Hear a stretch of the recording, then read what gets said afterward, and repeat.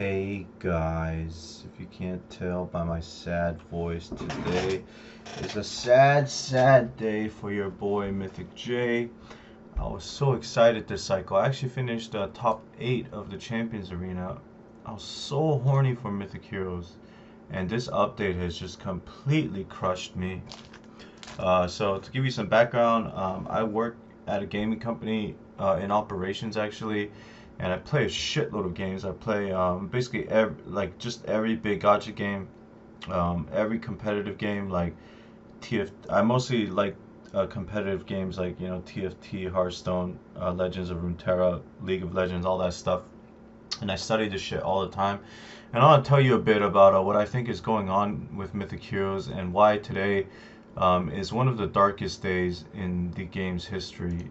Before I do that though, let me rant a little bit about how stupid this rollout was. So we basically had like weeks of dead silence here in this game. I mean, I'm looking over the patch notes in January 6th and on February 3rd, right? So January 6th to February 3rd to March 15th. That's like 3 months of games. I haven't even gone back before that. And you know what they introduced to the game, man? I mean, they introduced like Clash of Heroes, which was already there, Empyrean Astrolabe memberships, which was fine, fireworks and shit, friendly battles. Like, they didn't do anything like this. And then all of a sudden, in one day, this is what I had to deal with. We have Void Invader going on. We had Champions Arena going on. They introduced the new hero event, the Prometheus hero event, with its own story, with its own trials. They introduced Sinful Abyss in Ragnarok. They introduced Clash of Heroes here. So much shit, I can't even find it. They introduced Clash of Heroes and Sinful Abyss at the same time as Void Portal, plus this new merchant ship, whatever. You got Champions Arena going on, and then they also bring in the new weapon system with a shitload of new currencies too. I don't even think that's everything, right? There might even be something else. And to go from like months of inactivity, at least 3 months, probably longer if I go back, to go from that long of inactivity to dropping all this shit at once.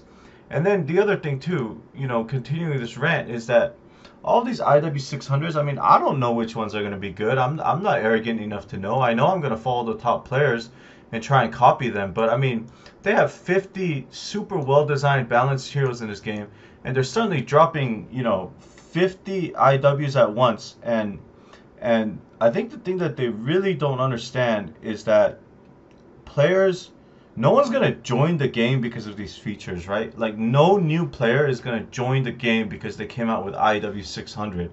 Like, new players aren't even aware of that, but plenty of players are gonna quit the game because of the opposite reason.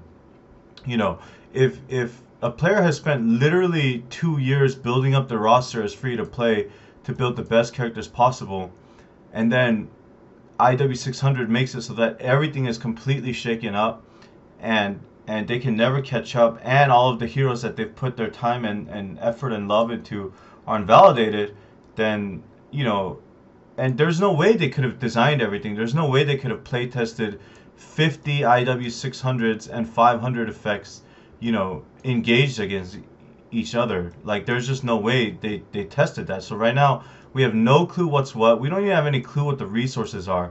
It's just a bunch of bullshit. I think it's absolutely ridiculous that they dropped it all at once. And I actually missed a bunch of the events yesterday because I was depressed and I didn't even load Mythic Heroes after the morning. It's already like 5 hours before my reset, and there's so much I haven't done. And I've done everything every single day in this fucking game, and they just completely took a shit on what's like a really delicate ecosystem. So let me break down what's going on.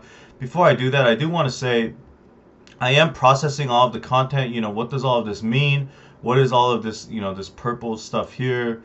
This orange stuff. What is it worth? Is it worth buying? I'm going to get into all that. I'm not going to have like a tier list or anything for the IWs because honestly, nobody knows what's going to happen.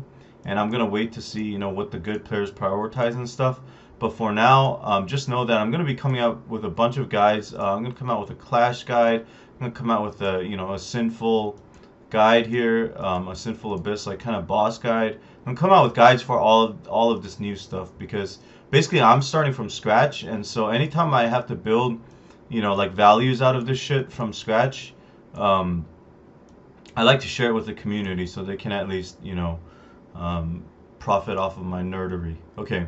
And okay, so now let's get into the bigger picture here and why this is like maybe I've only been around for 3 months, so I hesitate saying this, but this might literally be the darkest day of Mythic Heroes of all time. I've seen you know, a ton of players just straight up quit as soon as they saw the info. I think we lost a few members from our guild as well. So yeah, in like 3 months, 4 months, I spent about you know, 3,000 plus here. And I'm at first I considered just cutting my spending completely, but I don't think I can do that because I have, you know, too much invested and the game's still fun. I'm gonna cut my spending to like 100, 200 per month, and then try and scale out of it entirely with the direction they're going down.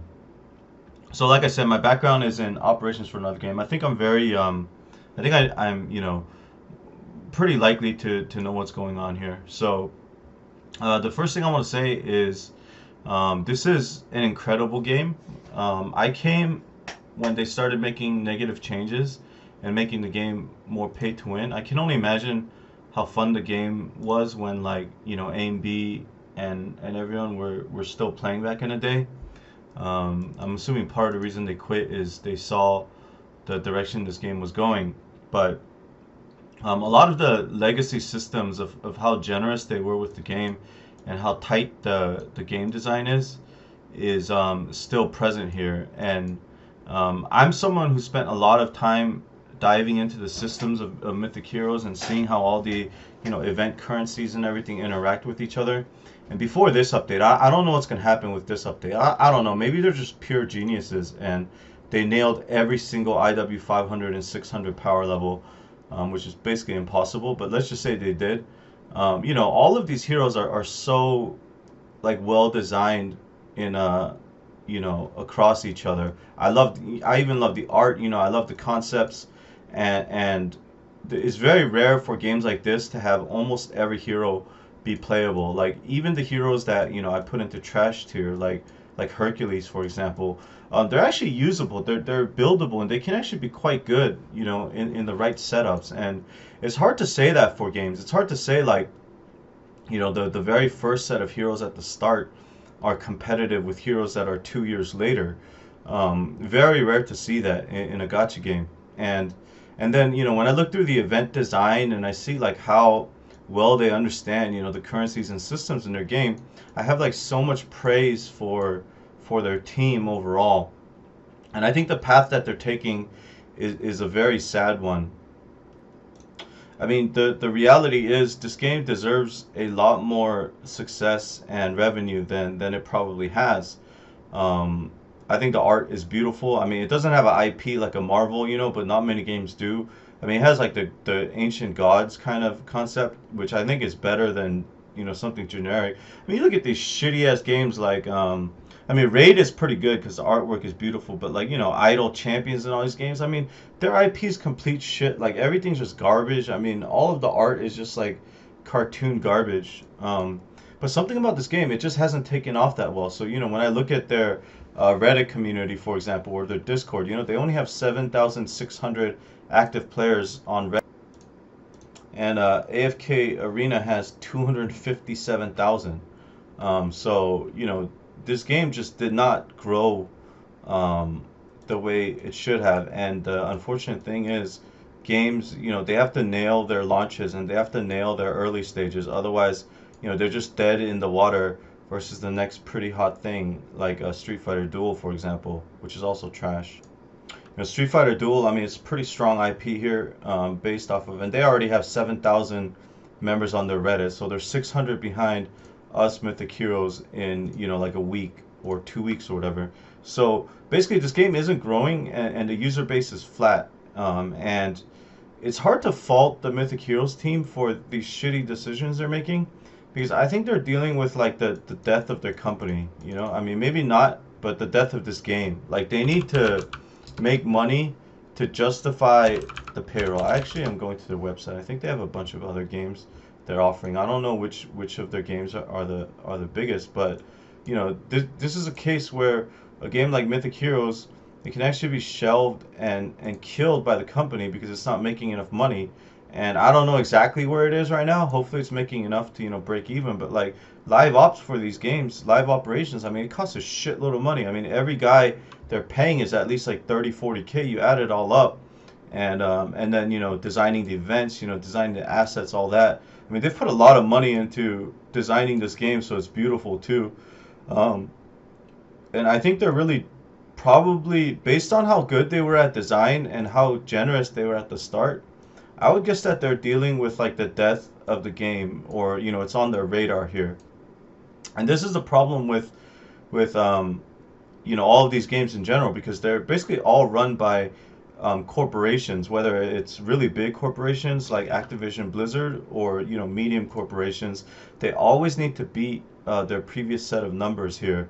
I think in this case they're not even trying to beat their numbers. I think they're trying to like stay afloat at some point and just not die completely. But they're always under pressure to deliver like better numbers here, right? And what always happens in games like this, you see it with something like Hearthstone or World of Warcraft, is like at first the game should start like close to what the designers intended, and it should try and go mainstream and build as many players as possible. You see this with Marvel Snap right now, by the way, as well. You saw it with Legends of Runeterra. I mean, these are games that are very free to play, generous, and they start without any like expectations of skinning their players. But what always happens is the player base matures, it plateaus, it gets stagnant, and it doesn't grow anymore. And then the company has to make a decision. They have to make a decision: are they going to keep being ethical and green, or are they going to go to the dark side and start skinning their whales, right? And the reason today is such a dark day is I think they've decided today, and they were already kind of deciding before, so I'm not saying today, but today is like kind of the capstone on it. They've really decided that they're not interested. I mean, obviously they would love it if it happens, but they're not really interested in growing the game in a mainstream way anymore. Now they're here to really skin the whales. And if you look at players like Quinn at the top of the rankings here, one weird things about this game is there's a ton of whales. I think it's because of the servers. There's like a lot of VIP 15 pluses. I almost actually think there's a lot of fake accounts too because of how many you see. And I've seen like some very suspicious patterns, but players like Quinn are maxing out Prometheus on like the first day that he's released, right? That costs a shitload of money. And then to level up the IWs to 600 as well costs so much immediate money here. We'll see which ones Quinn does decide to level eventually. But oh wow, so Quinn did pick Oda as one of her first heroes. Shout out to Quinn, our queen or king. But anyway, so it costs so much money here. So basically what they're doing is they're conscientiously, because what happens when you make a system like IW600 is you make it, I mean, it was already impossible for free to play or lower spenders to keep up, but you made it now functionally impossible for a free to play or low level to ever dream of being in the same game as the spenders. And I think history has really proven that that is a shitty model to follow. I know like the very, best games at the top are what's the word? Pay to win. But here, let me. I'm looking through the list now. A lot of games. I mean, like Honor of Kings, right? That's a MOBA. I'm pretty sure it's skill based. Genshin Impact. I've heard you can do everything in the game without doing anything. PUBG. That's skill based. Candy Crush. You can get the full experience without paying. I'm pretty sure. A lot of these puzzle games, you can get the full experience playing. They're not like that competitive, there's nothing like a Champions Arena equivalent. I mean, yes, there's leaderboards, Pokemon Go, you can get the full game experience, you can get the point. And a lot of these games also are single player too. And, Marvel Snap is one of the biggest successes in the industry. Games like Fortnite and PUBG, are basically the biggest games around. League of Legends is also a game where anyone can play and get the full experience. And even games like Dokkan Battle. I used to play Dragon Ball Z, Dokkan Battle. I used to play Fate Grand Order. I tried Genshin. A lot of these games you can get the full experience by saving and being free to play. Like you're not, completely locked out of a system like in this game. And even Clash Royale. I mean, I hit Legend in Clash Royale. You didn't have, like, you could spend, or you didn't have to spend, but if you had enough skill, you could experience the game.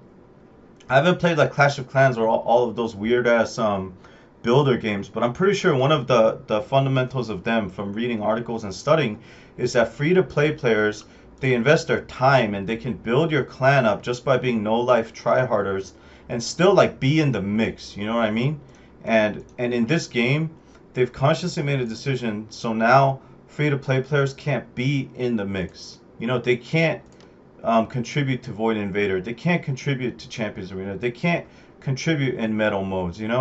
Um, and it's just a horrible thing. And maybe it was necessary, but they've stamped their foot down and said, we're gonna milk whales, not even milk whales. We're just gonna hard pump their wallets out. And usually these kinds of cash grabs are a signal. I mean, sometimes they're like the middle stage signal, or even the end of times like apocalypse signal. But they're a signal that the game is dying and dead. And this has been going on for a long time. This just kind of confirms what we were already seeing.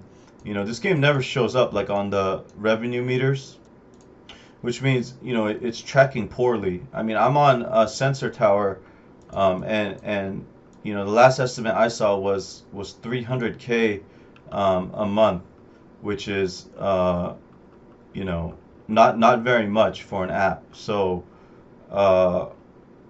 it's not looking good. And so the thing I want to tell everyone is, as someone who really just loves this game, like I think this is one of the best gacha games I've ever played. When I first started, I didn't intend to stay so long, but I think the writing is definitely on the wall here. It's actually kind of funny because I want to be a content creator for this game, and they're telling us to call to action to join as a content creator. And my first video is basically telling everyone, I mean, if you're invested like me and you want to go for Champions Arena and stuff, then like sure, keep spending like to what you're comfortable with. But if you're a player who has no skin in the game, if you're a free to play player, or if you're a player who, maybe used to spend and doesn't spend anymore, or you're just kind of playing for fun, like this is not a game I would recommend spending in anymore. This is a game where the writing is on the wall, that end of service is coming at some point. They've made the decision now to just power strip their whales for additional income. This kind of cash grab is never a good sign in any game. If they were still focused on, the quote unquote righteous path of growing their user pool, then they would still be doing, they would invest in advertising, they would invest in growing their communities, they would structure their events, like they would go the opposite way, which is like, becoming more free to play friendly so that players can catch up and widen the pool for everyone. I mean, there's so many smarter ways they could have done this. Like they just decided to copy AFK Arena. And by the way, no one fucking likes a game where you have to set like 8 alarms for shit and come back, and if you miss like one thing, like if I miss Void Portal tonight, then like I can't be a Void Invader next time. Like what is this shit? Like who wants to set an alarm for the end to make sure they didn't miss anything? It's like so dumb. Like they just blindly copy AFK Arena. But there's so many ways they could have added their revenue in a way that like grows their game, instead of this kind of shit. Like this IW600. I mean, there's just like so many more creative ways that they could have skinned the whales. I mean, they're obviously not going to skin them as hard as they are here because they're going to be taking like 100,000 from some of these players, but but you know, they should have known that they need to grow the pool to stay alive. They need to grow the overall player pool to stay alive. Like, let me just give you one example off the top of my head. I didn't even prepare this beforehand, but you know, if you had like a special returning player or new player offer where you spend like $50 or something, and then you get like a full old school hero. You know what I mean? Like a full, because I'm pretty sure all of the whales, they don't even, I hope they don't have every single hero plus 30 from way back, along with full IW plus full, you know, everything. You know, the five antiques or whatever. I really hope they don't have that. Um, so just that idea off the top of my head, like $50, and you can like build a full character, or you know, an offer where you can, you know, buy like a full set of runes, like all of this stuff like tailored to, you know, new and like inactive players more, and then come up with other ideas that skin the whales. But the key is it's an idea that doesn't completely bar everyone else from being able to compete. Um, I think would have been a lot better direction. So yeah, today's a dark day. Um, I think the writing's on the wall at this point. The game is in the, I don't know exactly which stage of the, you know, grind the existing players left until it dies stage it is. I don't, you know, it could either be the early start of that stage, the middle, or the end. Um, I mean, my gut tells me the game's not going to die anytime soon, hopefully, but you know, we're either in the early or middle stages of that, and so for that reason, you know, I can't recommend spending, and I'm very disappointed in this update. I'm like crushed, you know, like this was such a fun game, and I just got to where, you know, I wanted to be in Champions Arena and just feeling a lot of progress, and now it feels like I've taken a shit on $3,000 and eaten it and then shit it again and then threw it up. So, anyways, thanks for watching, guys. Sorry this got on a bit long, but thanks for watching.